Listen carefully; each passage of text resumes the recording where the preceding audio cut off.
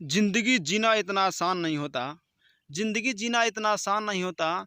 बिना संघर्ष के कोई महान नहीं होता। और जब तक न पड़े छेनी हथौड़ी की मार किसी पत्थर पे, तब तक पत्थर भी भगवान नहीं होता।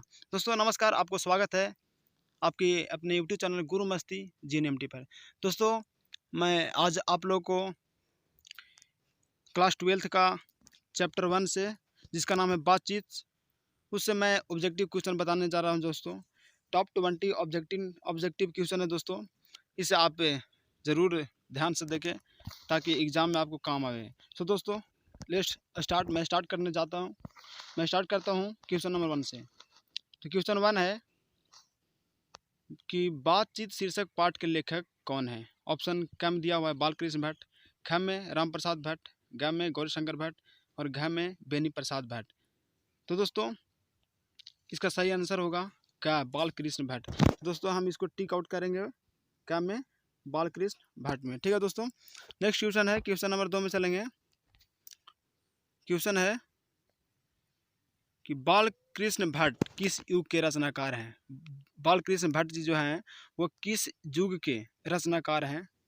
तो ऑप्शन क में दिया हुआ है प्राचीन युग के, ख में मध्य युग के, ग में भारतेंदु युग के, घ में कलयुग के। तो दोस्तों इसका सही उत्तर होगा भारतेंदु युग के। ठीक है दोस्तों, तो हम इसको टिक आउट करेंगे भारतेंदु युग, ऑप्शन नंबर ग में। ठीक है दोस्तों, नेक्स्ट क्वेश्चन है क्वेश्चन नंबर 3 में दिया हुआ है कि 100 अज्ञान एक सुजान उपन्यास के लेखक कौन है।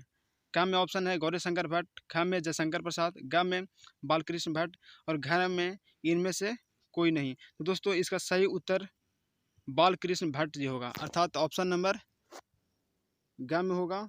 तो हम टिक आउट कर लेंगे ऑप्शन नंबर ग को, ऑप्शन नंबर ग को टिक आउट कर लेंगे। ठीक है, अब आगे चलते हैं क्वेश्चन नंबर 4 में। क्वेश्चन नंबर 4 दिया हुआ है आर्ट ऑफ कन्वर्सेशन।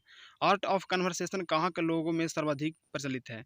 ऑप्शन क है भारत, ख है चीन, ग है मुंबई और घ है यूरोप। तो दोस्तों इसका सही उत्तर होगा ऑप्शन नंबर घ, अर्थात यूरोप। तो हम टिक आउट कर लेंगे घ में। ठीक है, नेक्स्ट क्वेश्चन है क्वेश्चन नंबर 5 में चलते हैं। तो क्वेश्चन नंबर 5 है बालकृष्ण भट्ट ने किस पत्रिका का संपादन किया था। बालकृष्ण भट्ट जी जो हैं वो किस पत्रिका का संपादन किए थे। ऑप्शन क है प्रदीप, ख है साक्षात्कार, ग है साहित्यकार और घ है सभी। तो दोस्तों इसका जो सही उत्तर होगा वो होगा ऑप्शन नंबर क में प्रदीप। तो टिक आउट कर लेंगे क। ठीक है, 5वां हो गया। 6ठा नंबर क्वेश्चन में चलेंगे। 6ठा नंबर क्वेश्चन है बातचीत के माध्यम से बालकृष्ण भट्ट क्या बताना चाहते हैं। ठीक है, बातचीत के माध्यम से बालकृष्ण भट्ट जी क्या बताना चाहते हैं। आंसर में ऑप्शन नंबर क है बातचीत का मतलब, ख है बातचीत का शैली, ग है बातचीत की कहानी और घ है इनमें से सभी। तो दोस्तों इसका सही उत्तर होगा बातचीत की शैली, अर्थात ऑप्शन नंबर ख में है। तो ऑप्शन नंबर ख मार लेंगे। ठीक है, आगे चलेंगे क्वेश्चन नंबर 7 में। तो क्वेश्चन नंबर 7 है निम्नलिखित में से बालकृष्ण भट्ट का निवास स्थान कौन सा है, जहाँ रहते थे, अर्थात निवास स्थान कौन सा है। तो ऑप्शन क में है इलाहाबाद में उत्तर प्रदेश, पंजाब है, हरियाणा है कि फ्रांस है। तो दोस्तों इसका सही उत्तर होगा ऑप्शन नंबर का इलाहाबाद, अर्थात यूपी में, उत्तर प्रदेश में। टिक आउट कर देंगे। चलेंगे नेक्स्ट क्वेश्चन में क्वेश्चन नंबर 8 में। तो क्वेश्चन नंबर 8 है बालकृष्ण भट्ट द्वारा कौन सा उपन्यास रचित है। बालकृष्ण भट्ट जी द्वारा कौन सा उपन्यास रचित है, अर्थात कौन सा उपन्यास का रचना किए हैं। तो ऑप्शन नंबर क में है रसातल यात्रा, ख में है अपने अपने जीवन, ग में है हमारी संस्कृति, घ में है इनमें से कोई नहीं। तो दोस्तों इसका सही उत्तर होगा ऑप्शन नंबर ख, अर्थात अपने अपने जीवन। इसमें टिक आउट कर देंगे। चलेंगे नेक्स्ट क्वेश्चन में। क्वेश्चन नंबर 8 हो गया। क्वेश्चन नंबर 9 में चलेंगे। क्वेश्चन नंबर 9 है बालकृष्ण भट्ट के पिता कौन थे। ऑप्शन क में दिया हुआ है बेनी प्रसाद भट्ट, ख में राम प्रसाद भट्ट, ग में शिवशंकर भट्ट, घ में गौरीशंकर भट्ट। तो दोस्तों इसका सही उत्तर होगा क्या, तो टिक आउट कर लेंगे बेनी प्रसाद भट्ट में। ठीक है, नेक्स्ट क्वेश्चन में चलेंगे क्वेश्चन नंबर 10 में। तो क्वेश्चन नंबर 10 लिखा हुआ है बालकृष्ण भट्ट का जन्म कब हुआ। ऑप्शन क में लिखा हुआ है 23 जून 1844, ख में है 12 अप्रैल 1805, ग में है 21 मई 1812, घ में है 15 जनवरी 1804। तो दोस्तों इसका सही उत्तर होगा ऑप्शन नंबर क, अर्थात 23 जून 1844 ईस्वी को इनका जन्म हुआ था। अब चलते हैं नेक्स्ट क्वेश्चन में। क्वेश्चन नंबर 11 में 11वां प्रश्न है, बालकृष्ण भट्ट की मृत्यु कब हुई थी?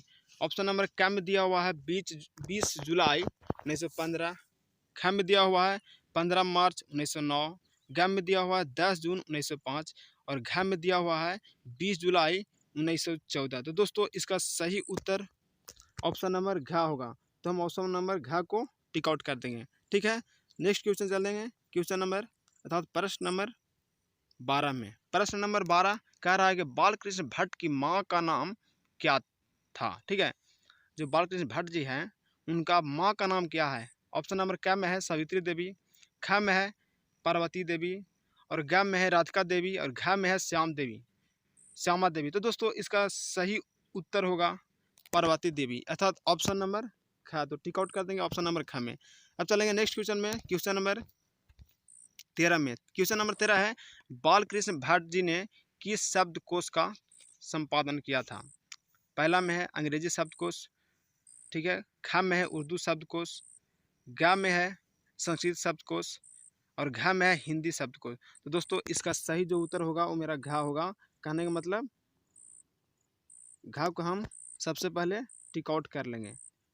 ठीक है, घ को टिक आउट कर लेंगे। आगे चलेंगे क्वेश्चन नंबर 14 हो गया, 13 हो गया। क्वेश्चन नंबर 14 है, मनुष्य में, ठीक है, रिक्त स्थान है, मनुष्य में न होती अर्थात क्या न होती तो हम नहीं जानते कि इस गूंगे सृष्टि का क्या हाल होता। ठीक है, तो सबसे क में ऑप्शन दिया हुआ है पैर ना होती, ख में खाना पीना ना होता, ग में वाक शक्ति और घ में आँख। तो दोस्तों इसमें सही जो मेरा ऑप्शन होगा वह होगा ऑप्शन नंबर ग, अर्थात वाक शक्ति। यानी अब पूरा ट्रांसलेट करते हैं तो मनुष्य में वाक शक्ति ना होती या फिर बोलने का जो शक्ति होता है वह नहीं होती तो हम नहीं जानते हैं कि इस गूंगे सृष्टि का क्या हाल होता है। दोस्तों अगर आप इस यूट्यूब चैनल पे नए हैं तो सबसे पहले चैनल को सब्सक्राइब कर देंगे ताकि आपको नोटिफिकेशन जो मैं नया वीडियो बनाऊँ उसका नोटिफिकेशन जाता रहे। चलते हैं क्वेश्चन नंबर 15 में। लिखा हुआ है, घरेलू बातचीत का ढंग है। घरेलू बातचीत का जो ढंग होना चाहिए, कहने का मतलब बातचीत करने का जो तरीका होना चाहिए वो कैसा होना चाहिए? मन रमाने की, ख में है झगड़ालू या ग में मारपीट या घ में शिकायत भरी। तो दोस्तों इसका सही ऑप्शन आप समझ सकते हैं कि क्या होगा। घरेलू में जो बातचीत होना चाहिए मन रमाने की होना चाहिए, ऑप्शन नंबर क्या। तो टिक आउट कर लेंगे। ठीक है दोस्तों, चलेंगे क्वेश्चन नंबर 15 हो गया। क्वेश्चन नंबर प्रश्न संख्या 16 में। सच है क्या सच है भाई? सच है जब तक मनुष्य बोलता नहीं तब तक उसका प्रकट नहीं होता। क्या प्रकट नहीं होता? भावना प्रकट नहीं होता, गुण दोष प्रकट नहीं होता, कि उसका इच्छा प्रकट नहीं होता या इनमें से सभी। तो दोस्तों इसमें हमको सही चुनने की आवश्यकता है। तो दोस्तों आप दिमाग लगा के सोचिए कि सच है जब तक मनुष्य बोलता नहीं तब तक उसका जो गुण है, आंतरिक गुण है और उसका क्या दोष है वो प्रकट नहीं होता। तो ऑप्शन नंबर मेरा ख हो जाएगा, गुण और दोष।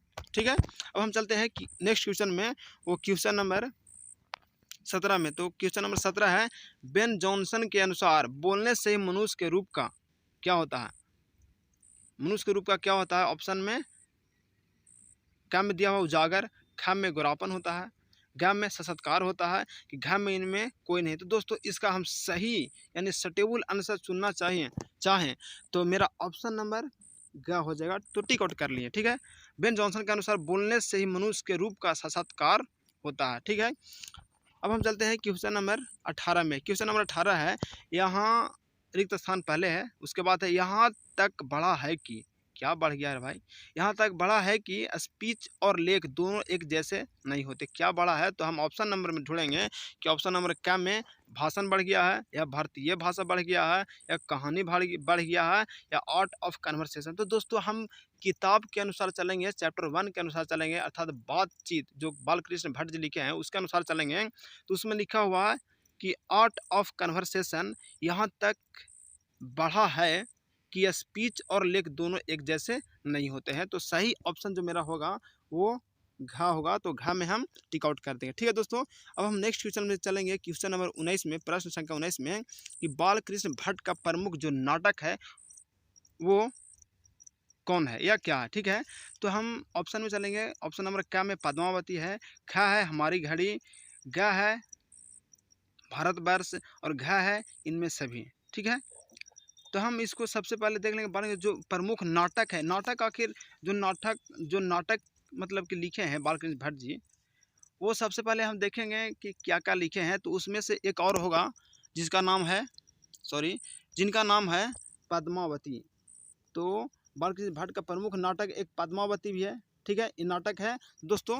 ये मेरा 19 नंबर क्वेश्चन हो गया। अब हम चलेंगे क्वेश्चन नंबर 20 में। लिखा हुआ है कि किस नौकरी को छोड़कर बालकृष्ण भट्ट जी ने लेखन कार्य माने लेखक जो बने, अर्थात किस नौकरी को छोड़कर बालकृष्ण भट्ट जी ने लेखक कार्य में लग गए। तो दोस्तों इसका सही ऑप्शन आप चुन कीजिए, समझें, आप सही इसका आंसर चुनिए। और जैसा कि आप देख रहे हैं डिस्प्ले पर लिखा हुआ का में, ख में, ग में, घ में। पहला है सिपाही, दूसरा अध्यापक, तीसरा इंजीनियर और चौथा स्पोर्ट्स में। तो दोस्तों सही उत्तर आप समझकर चुनकर और कमेंट बॉक्स में ज़रूर लिखें कि ऑप्शन क्या होगा, खा होगा, गा होगा या घा होगा। ठीक है दोस्तों, बाकी thanks, best of luck, thank you.